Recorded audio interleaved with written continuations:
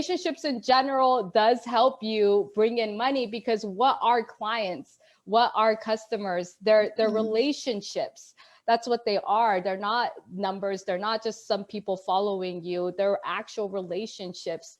And the more I take that seriously, even in my email marketing or what I post on YouTube, I try to comment back and I try to make sure they reply. And I try to, especially when somebody goes into detail or even just one sentence, because it takes a lot for anybody to even comment something, because it's so easy to not comment in the social media world. So that's somebody kind of putting their hand out for a relationship. They're saying, hey, I want to connect with you.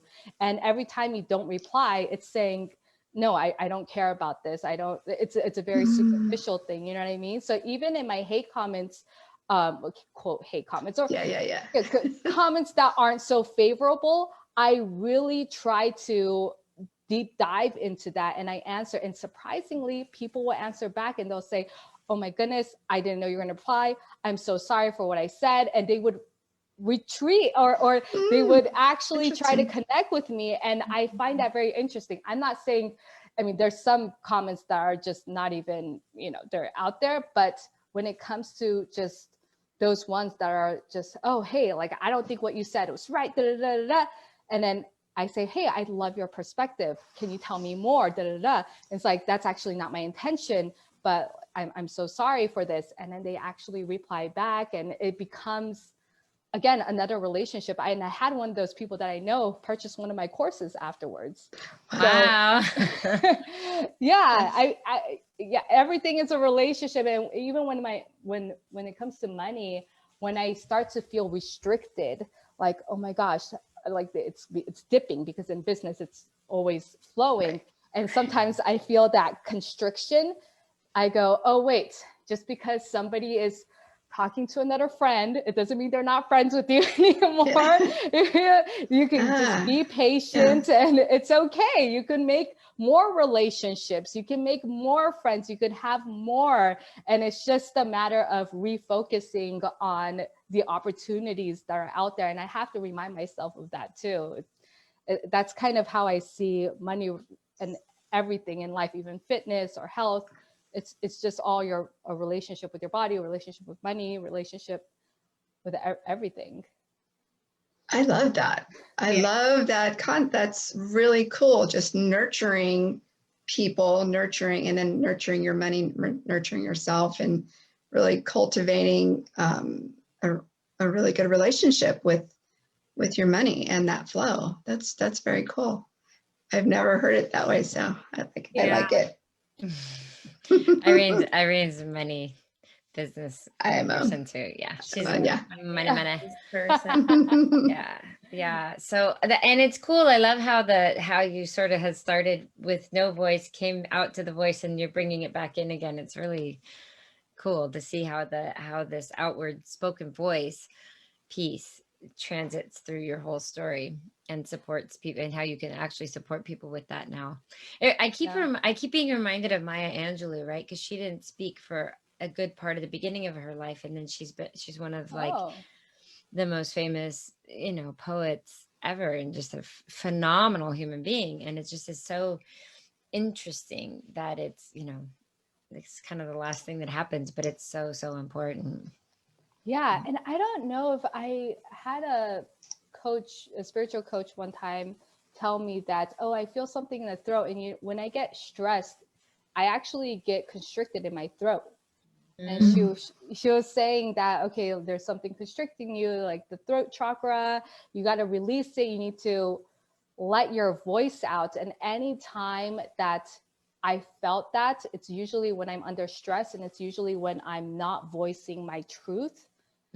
And it just goes there and I feel it. And that's when everything becomes constricted, because I'm just in that constricted energy and constricted mindset. Is that, okay, well, now I have to constrict my finances. I need to constrict my food. I need to constrict just everything in my time, my everything. And it just becomes, okay, wait, let me just let it out. Let me just release it. And there's actually more abundance. So I do have to remind myself of that. And I get physical a physical reminder to do so. Yeah. So what do you do to release it? Like, what's your practice, or what do you advise for folks? Because I think that's common. Like, we have people who are very like, oh, my body this, and I need to speak more, but, or get it out. But what's that mean? Is that in your mind with the energy, with the actual words of coming out of your face? Like, what's Yeah, I definitely. You just go outside and scream. Yes. Well, it's funny because I always try to sing in my car because I'm not a singer, so I shouldn't be singing out loud. But I sing in my car, sing in the shower. But what I tend to do nowadays is that I'll go live on social media, and going live, there's nothing stopping. There's no editing. There's nothing. You're just going live like we are right now. Yeah. And it doesn't really matter if anybody sees it or not. It's just the fact that you're doing it. That's something to yourself. And so there's the live aspect. Of course, if I can talk to a friend, then that would also be great. But for me also, any type of physicality, dancing, I'll dance it out, just put on music, dance it out, or I'll do any type of cardio. So to me, I'll like to do spinning or even walking. When I was in quarantine, I walked so much. And it was miles and miles of walking per day. And that really just helped me with the cortisol, especially because the job I left was a very high stress environment. And so I had my body was just depleted, and I had a lot of stomach issues, all of that. I was really breaking down, and I didn't know what was happening to my body. And I went to doctors, they didn't know what was happening. And they just said, oh, it's just stress. And I had blotches on my body, the whole 9 yards. And all I did was quit the job.